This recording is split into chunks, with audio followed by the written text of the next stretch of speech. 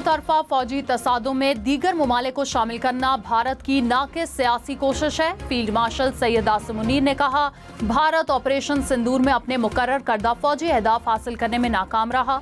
Operation सिंदूर में नाकामी की गैर मंतकी तवज्जुहात पेश करना भारत की ऑपरेशनल तैयारी की कमी को साबित करता है। पाकिस्तान की कामयाबी में बैरूनी हिमायत जैसे इल्जामात गैर जिम्मेदाराना और हकायक के मुनाफी हैं।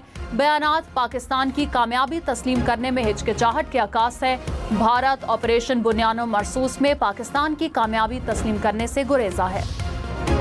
पाकिस्तान की आबादी, फौजी अड्डों, इक्तसादी मराकज़ और बंदरगाहों को निशाना बनाने की किसी भी कोशिश का शदीद और सोच से ज्यादा सख्त जवाब दिया जाएगा।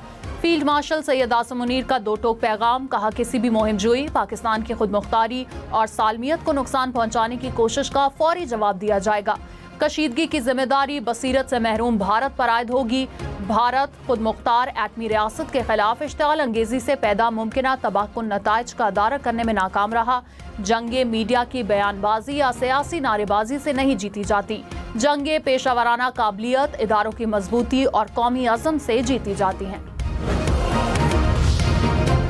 पाकिस्तान की बंदरगाहों पर अब कस्टम्स क्लियरेंस AI बॉट्स करेंगे। वजीर आजम शहबाज शरीफ की हिदायत पर पाकिस्तान की तारीख में पहली बार मसनूई जहानत पर मबनी कस्टम्स क्लियरेंस और रिस्क मैनेजमेंट सिस्टम मुतारिफ। नए निज़ाम की इब्तदाई टेस्टिंग के दौरान 92% से ज़ायद बेहतर कारकर्दगी सामने आई। नए निज़ाम के इतलाक से कस्टम्स हुक्काम पर दबाव कम, निज़ाम में शफाफियत और बेहतरी और कारोबारी अफराद को सहूलत मिलेगी। वजीर आजम को नए निज़ाम पर ब्रीफिंग। तानहा लियारी पर SPCA के डायरेक्टर जनरल को ओहदे से हटा दिया गया। शाह मीर भुट्टो नए DG Sindh building control authority तैनात। वजीर बल्दियात सिंध सईद गनी ने कहा कि SPCA अपनी जिम्मेदारी पूरी करने में नाकाम रहा। इमारत मखदूश करार दिए जाने के वक्त तैनात दीगर अफसरान का भी तयन किया जा रहा है। शर्जील मेमा ने कहा कि इमारत हादसे पर फैक्ट फाइंडिंग रिपोर्ट 2 दिन में आएगी। कमेटी की सिफारिशात पर बेरहम ऑपरेशन किया जाएगा। वजीर दाखिला सिंध ज़ियाउल हसन लंजान ने कहा कि लियारी वाक़े के तमाम जिम्मेदारान को जल्द हिरासत में लिया जाएगा। सानहे में जाम बहक 27 अफराद के लवाहिकीन को फीकस 10 लाख रुपए देने का ऐलान।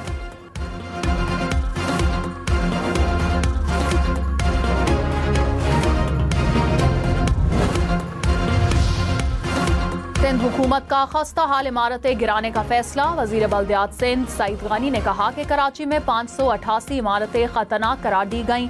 खस्ता हाल 51 इमारतों को जल्द गिराने का काम शुरू किया जाएगा।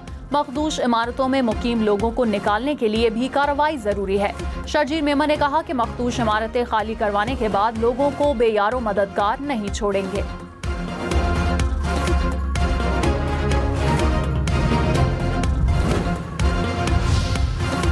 SPCA ने लियारी में एक और इमारत सील कर दी। SPCA हुकाम के मुताबिक 5 मंजिला इमारत की छतें कई बार गिर चुकी थी। इमारत को खाली करवाकर सील कर दिया गया।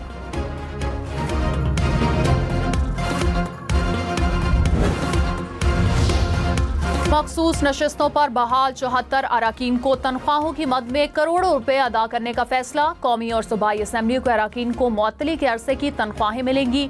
कौमी असम्बली के 19 अराकीन को 13 मई से अदालती फैसले की तारीख तक बुनियादी तनख्वाहें अदा की जाएंगी। 13 मई 2024 से 31 दिसंबर 2024 तक 1.5 लाख फी रुकन बुनियादी तनख्वाह अदा की जाएगी।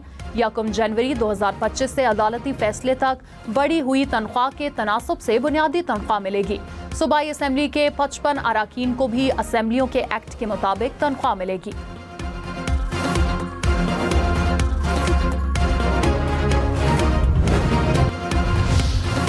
स्पीकर पंजाब असेंबली मलिक अहमद खान ने कहा, वजीर आजम को गलत बयानी पर नाअहल किया जा सकता है तो ऐवान को तमाशा बनाने वालों को क्यों नहीं। पनामा केस के फैसले में जस्टिस आसिफ सईद खोसा ने स्पीकर को इख्तियार दिया कि वो अराकीन को नाअहल कर दे। क्या इन लोगों का दिमाग काम कर रहा है जो मेरे रेफरेंस पर एतराज उठा रहे हैं? अपनी आईनी हद से 1 इंच भी आगे नहीं बढ़ूंगा। आइन की दफा 62-63 का मुखालिफ हूँ, चाहे तो इन्हें निकाल कर फेंक दें। ये नहीं हो सकता कि आइन की इन दफात को मनपसंद इस्तेमाल किया जाए। किसी को हक नहीं कि ऐवान में हुल्लड़बाजी करे। असेंबली को तमाशागाह नहीं बनने देंगे।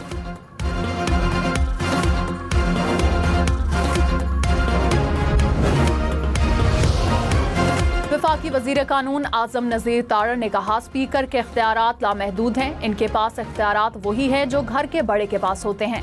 असेंबली अरकान ने आइन के मुताबिक फराइज अंजाम देने का हल्फ लिया।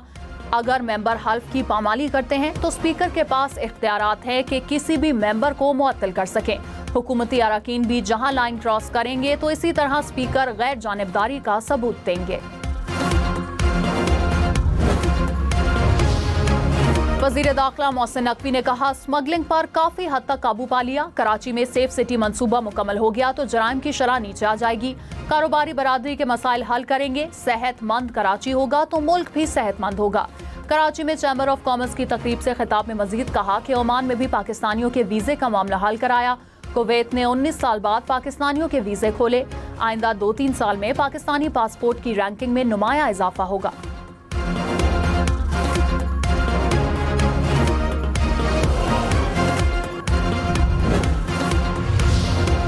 बलोचिस्तान में बारिशों के बायस मुख्तलिफ हादसात में 7 अफराद जान बहक। PDMA ने तफसीलात जारी कर दी।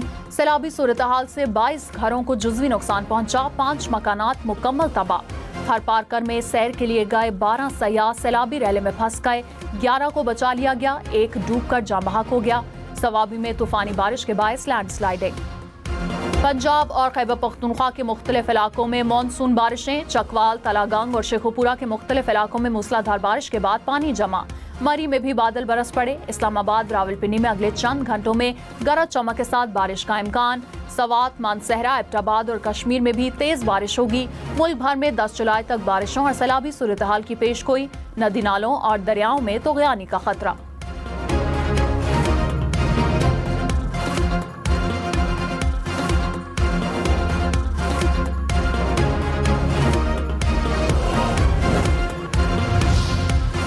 दरियाए सिंध में कई मकामात पर निचले दर्जे का सैलाब। आबी ज़खायर भर गए। तरबेला डैम, जिना बैराज और चश्मा बैराज पर निचले दर्जे का सैलाब।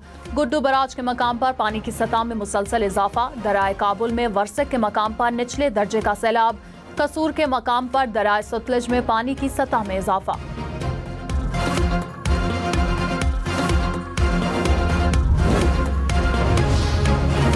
हालिया बारिशों से खुश्क पड़ा इस्लामाबाद का रावल डैम भरने लगा। डैम में पानी की सतह में 1.5 फीट इजाफा। मानसून में रावल झील की खूबसूरती बढ़ गई। झील के नाले, हरियाली और परिंदों की चहचहाहट ने नज़ारों को दिलफरेब बना दिया।